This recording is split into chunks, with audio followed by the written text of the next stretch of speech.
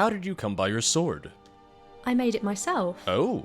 Forged from a ray of light in an age lost to time. Oh. Such techniques are now long gone, yet there are those who still seek my knowledge, for the potential it has to bring doom upon all the world. How can forging techniques be dangerous? To know that all things are as fleeting and infinitesimal as dust in the wind, and that only a single thread could unravel the fabric of reality is dangerous in and of itself, but even more so in the minds of those who would do us harm. Do you just keep a thesaurus in your back pocket for whenever you want to talk to me and whenever you just want to sound extra smart and make me feel dumb? You aspire for power, same as anyone else. Why should you be trusted with this knowledge? I care not for such things. Power, wealth, control, they bring nothing but chaos and destruction. I see no problem here. These are good Those things. best suited to power must never aspire to it. And such acts, the words we never hear, the small acts of valour never spoken of in any tome or scroll, those are the things that truly keep great evil at bay. I doubt things like this are just recorded in a random tome left to gather dust. True. I have seen behind the veil of dreams, walked in realms beyond knowledge, and shadowed otherworldly entities who could have shattered Mundus with but a whisper of thought. Such things are never written, never spoken of, yet there are still those who carry this weight in their hearts. I can feel it every day, striving to break free and unmake all we hold dear, but I stand as an eternal sentinel against the tide we can never see. You know, it would have been nice if you had taken care of Alduin for me. Because ultimately, yes, only the Dragonborn can truly kill Alduin, but, you know, we sent him into the future once, you could have taken him to the Void. Just, you know, just take Alduin, put him over there. Problem solved, right? It worked once before, let's do it again. Would you be willing to teach me this technique, then? This is something I cannot teach. To know, you must experience the world for what it truly is, see past the gears and clockwork around us all, and learn to shape, mould and forge as if all were but a dream. Oh, such a revelation must never be sought, but understood when the truth finally dawns. Perhaps I may even witness this transformation for myself. Will true knowledge destroy you?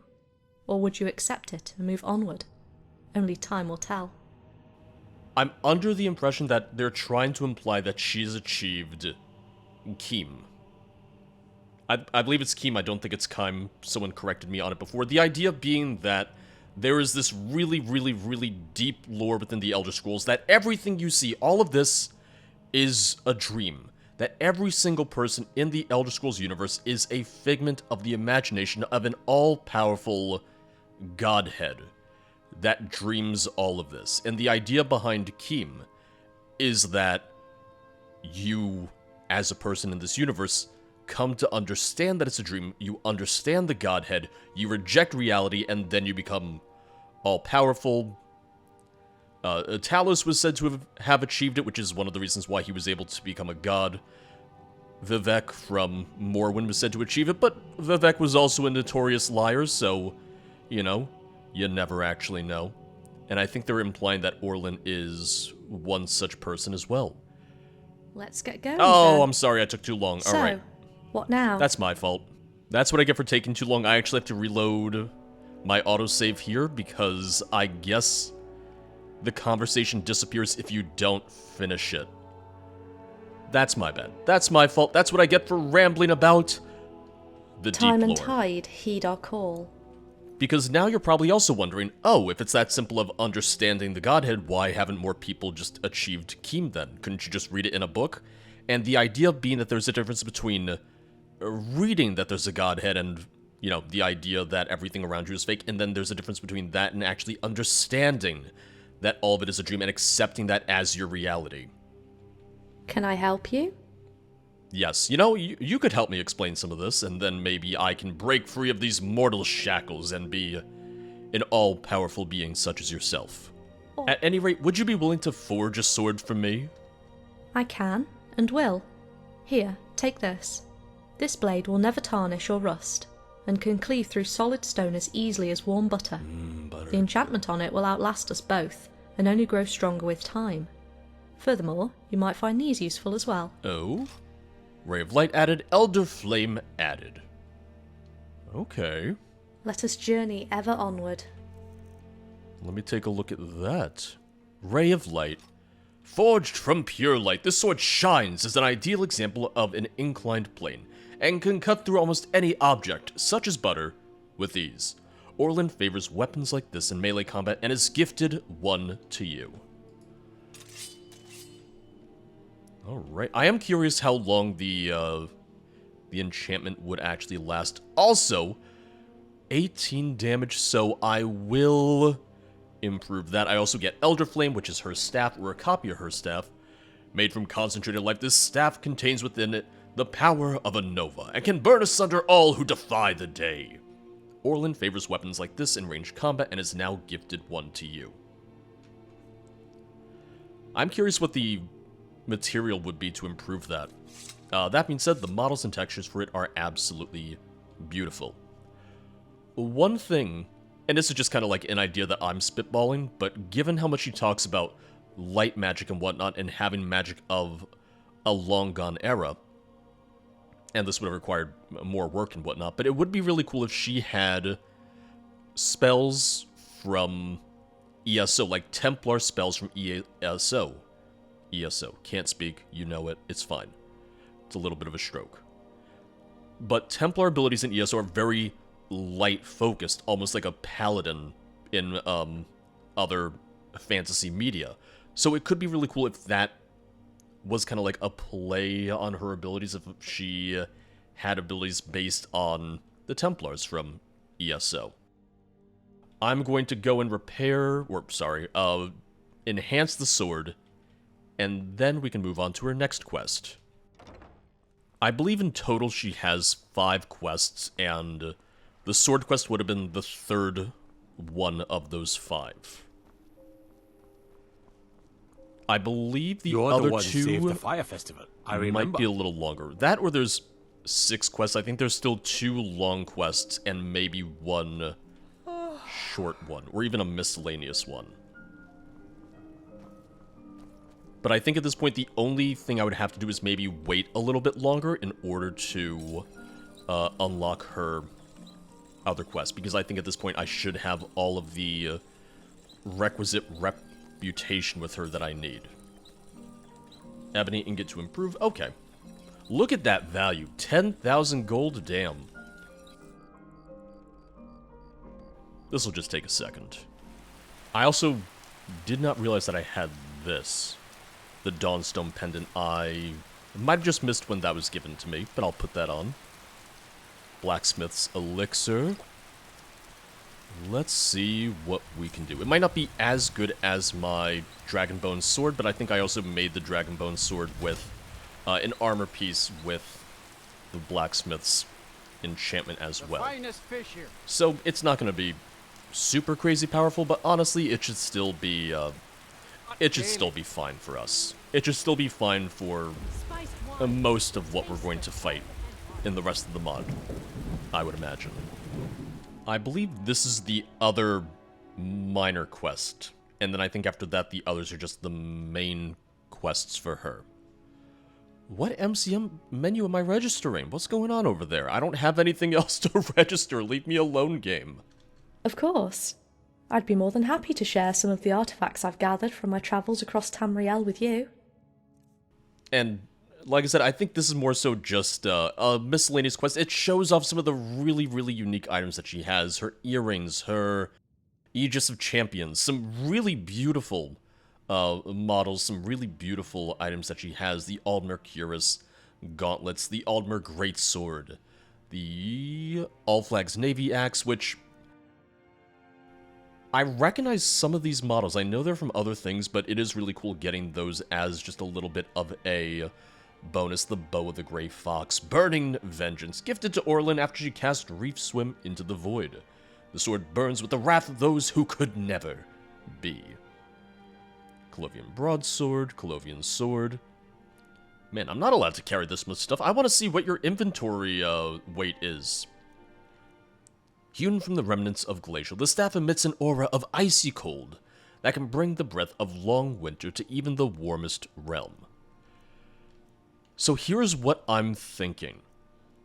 Oh, okay, that armor I like. Do you mind if I, take that? No gauntlets, but you know what? It's fine. Oh, there's the gauntlets. I just can't read. What else is new? Here's what I'm thinking, though. Because these are in her stash, she can't use them, or at least she's not using them. So if I wanted her to use them, I'd have to take them out of here and give them to her, and then she would use them. In case you do want to change up her inventory, in case you want to change up what she's using. Wait a second! Molag Bal's staff? Okay, I was thinking of something else for a second. I was thinking of the weird story with Vivek biting, Molag Bal's staff. For all I know, maybe that is exactly what it is, although it did sound more so like it's because of the events of the Second Era. What I will say is, yeah, this gives you a lot of different options for different items she could use. And if you want new weapons, new armor, and whatnot, yeah, no, that would be a great resource for them as well. Kind of goes back to what I said a little bit earlier of it's a little bit much how many stories she claims to have, and to go through all the stories she has, we would be here for a few hours. Relish each breath and rejoice in each victory. I want to look fancy, so maybe I'll have to improve these as well.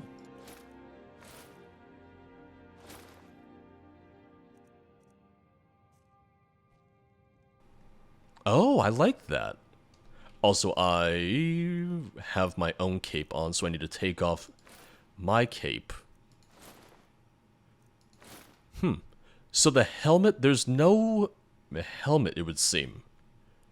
Or at least none that I can actually see. The cape, however, gives me this nice hood. Yeah, I'll go with that. Alright. Let me take a quick look just to see what the wait time is for her next quest. Because I think that might be a few more days from where we are right now. Alright, I just checked. Her next main quest requires 25 reputation, which I think we have. Although I'm just kind of assuming, I'm kind of spitballing there. And it requires you to be with her for 20 days. Now, if I was smart, I would have marked down the day that I got her. But I did not do that, and also I would have to consult the calendar for, well, the Elder Scrolls. So I'm gonna kind of just, like, guesstimate. I'm gonna wait, I'm gonna improve the armor, and then we will be back when I can talk to her. One thing that I will do is I am going to leave a link to the quest guide that I'm using for this video, for this playthrough. Because I think it will... I think it'll help immensely. I think it will help anyone who is trying to make sure that they hit all of the content in the mod the same way that I'm trying to do. Then tell me your thoughts, and I shall spin them into a grand song. I waited about 10 days, so... we're going to see if I have it unlocked, but I might need to wait a little bit more. I have some questions for you. Indeed, you must. What do you wish to know? Here we go. This is the next quest. Aren't you cold in that dress? Not at all. I require no heat or practical sustenance, for I draw my energy from ambient light. Yeah. Should there be none to be found, then I am also capable of deriving the same from the ethereal spark that I hold ever near, or using infinitesimal amounts of matter as a substitute. Perhaps so, but everything that lives requires matter to function. Does this mean you also don't sleep? I've seen you eat and drink before. That dress somehow doesn't seem right. For the record, the bottom conversation or the bottom option is what continues the quest, but I would imagine that I can go through some of the other questions before moving on to that one. Does that mean you also don't sleep? Or, I guess in that case, you don't need to sleep, but you can if you choose to. I require that, at least. Okay. But I can go without respite for extended periods of time if I must. However, the longer I put this off, the harder it gets to contain the multitudes of all I meet, for these personalities remain as distinct entities within my mind, and are only loosely bound by my will. What I will say is there are times where she just casually drops things in conversation and I feel like they haven't been mentioned before. It's like, yes, but the multitude of personalities in my mind, I have to keep them at bay, and I'm sitting here going, where did that come from? So you do have limits then. True, but then again, my role has never been an easy one. I would gladly forsake all my abilities for but a simple set of farmer's clothes, yet I know that can never be my fate, for you and I are forever cast as sentinels against the void. Should we ever falter, then a tide of darkness shall spill forth, and bring an end to everything and everyone we hold dear. Sentinels against the void. Well, I have bad news for you. I am the listener of the Night Mother. Perhaps so, but everything that lives requires matter in order to function. I can easily derive appropriate biomechanical products from nothing more than a single spark of light, for they are but one and the same. Of course. Such a process should be beyond the realm of cognition, yet I have ever maintained my physical self in this manner, and done so unconsciously and intuitively. Also, one thing I just want to mention, because people did bring it up in the comments, I thought her voice actress sounded familiar. She voiced Buyercell in the Skyrim Mod, and Buyercell was one of my favorite parts of that mod. She was one of my favorite characters. The romance with her was really sweet. It's been years, so I didn't immediately connect that this was the same voice actress, but once again, I love to see recurring voice actresses, because for me, it's just really fun to see the different roles that they get to play. I've seen you eat and drink before. She did mention that she doesn't need to eat or drink, but that she does it for the enjoyment, which I would do the same if I didn't have to eat or drink either. You know me too well. This dress is nothing more than an illusion that I would have you perceive. To the greybeards, I wear their cloth and robes, and to the mercenary wandering down the road, I come equipped in a rugged set of armour. It has ever been my goal to pass unseen and unheard, never to be heralded as a hero or shunned as a villain, for such things would be my undoing, as all sought my aid or my demise. Indeed, I travel with you for this reason, for I can keep evil forever at bay without a second glance, and all would assign me no credit for my aid. What if I announced that you were as much a hero as I was, for all to hear? Then the masses shall see no one by your side. Oh. Yet I shall remain your shadow, and fight our foes as one, so that the world may never overtake us. Are you telling me that I look like a crazy person just talking to you and they can't see you when I'm out on the street? Everyone's gonna talk about the Dragonborn being crazy. I mean, I did Sheogorath's quest, so fair. What is your true outfit then? I wear nothing more than a simple set of red robes, yet to the eyes of many I appear exactly as they expect me to look. What would happen if an armored knight brushed against you? I can fool all 5 senses as easily and equally as I have fooled your eyes, for this realm is but a dream, and I spin the yarn of hopes and fears. Is your appearance even real? Yes, that much about me is true at least, for I wish for you to know me as an equal, and a friend. Equals, thank you. I feel a little underpowered compared to you, but I appreciate you saying equals. Oh, don't push me, please. Something must have happened to cause you to act in such a manner. You're right. I was not always this way. Once, before time began, I was not dawn, but grim dusk, and brought about the doom of all. This was done with no noble intent, no promise of a new day to come. No, I used my powers as wildly and recklessly as a child with a sword in hand, for I knew that this world wasn't real, and nothing I did could bring harm to the outside world. Yet it was not an emissary that forced me to change my ways, but a fragment of a dream, one woven with such depth that I knew this world had just eclipsed my own. Sounds like quite a story. And another thing I just want to know, because I did kind of make fun of how, it seems like she always has a casual mention of like, multiple personalities, keep them at bay. I do realize there's a very good chance that it's because I haven't explored every single story that she has. And maybe it's not fair that I haven't, but at the same time, were I to sit and listen to all the stories, it would last several hours, which I won't do just because I worry that it's just going to make for a terrible video, and that's always the ongoing thing of how to balance content versus a video, which you probably don't care about me talking about here, so I'll leave it at that. Sounds like quite a story. Indeed. Shall I tell this tale for you to hear? Yes, please. I have awoken in many places, lived many different lives, walked many roads, and played many parts. My life may have begun on an Aldmeri ship, for this particular sequence of dreams, but in another life I woke, not on a ship, but in a palace of spun gold. Landscapes of such surreal and breathtaking beauty dominated the horizon that at first I thought I was looking at a massive painting, one crafted by a master artist. Yet this surprised me not, for I was that artist, and had shaped this world solely to suit my needs. You managed to build an entire world? Yes, not a world, but the world, for to me that was the only thing that was real. Somehow in the back of my mind I could still see the gears and clockwork around me, yet this troubled me not as I lived a life of dreams, with automatons to cater to my every whim, exotic locations to visit that defied all imagination, and wealth that defied counting. I quickly grew bored, and started to hone in on the details. My first project was to create a sentient being that I could interact with as an equal, for this dream was but an early one, and no other spark could yet be found. And how did you manage such a feat?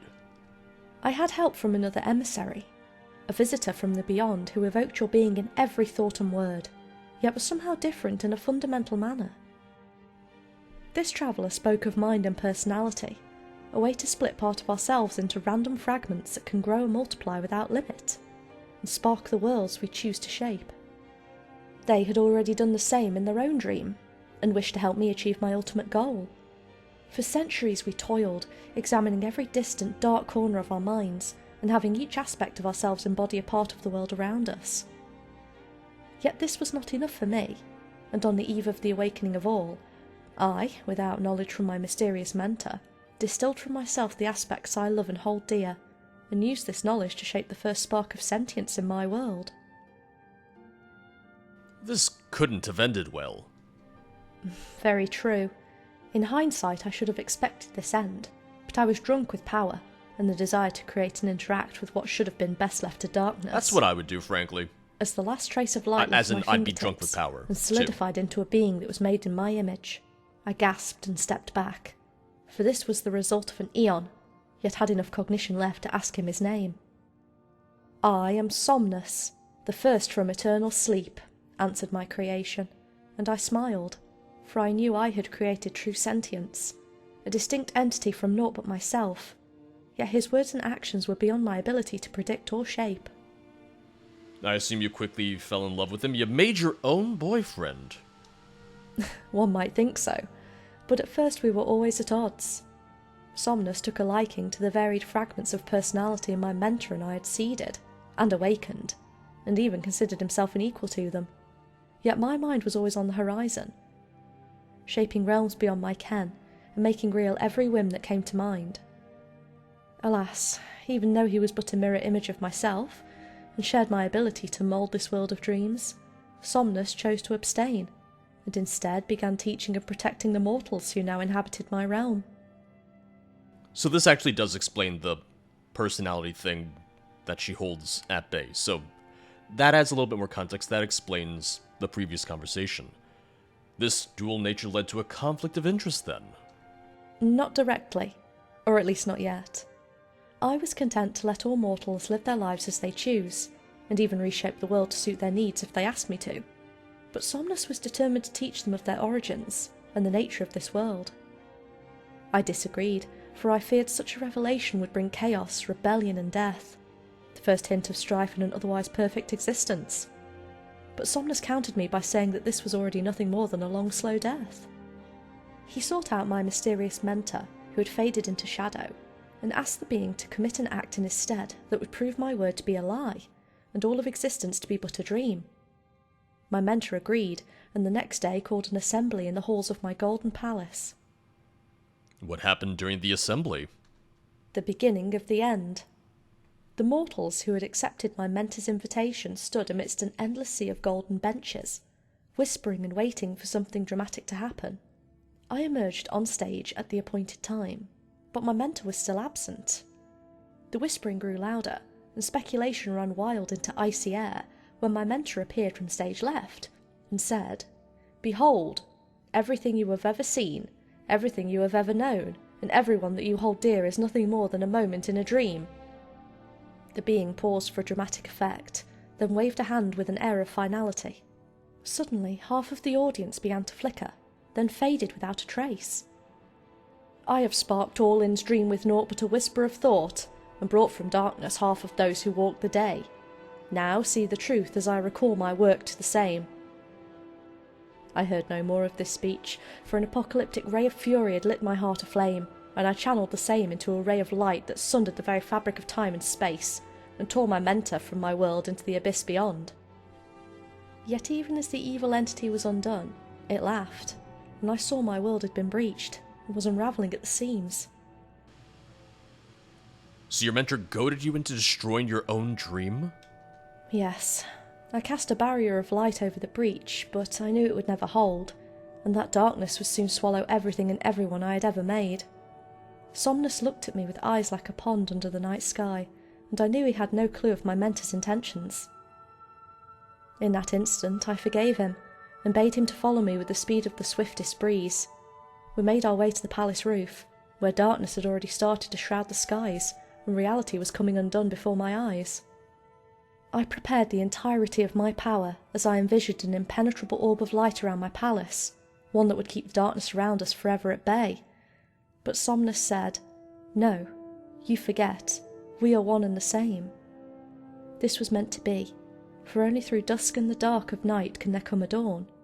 Use your powers to build a new and better world, and teach the sparks who walk the same to be as us, shapers of dreams.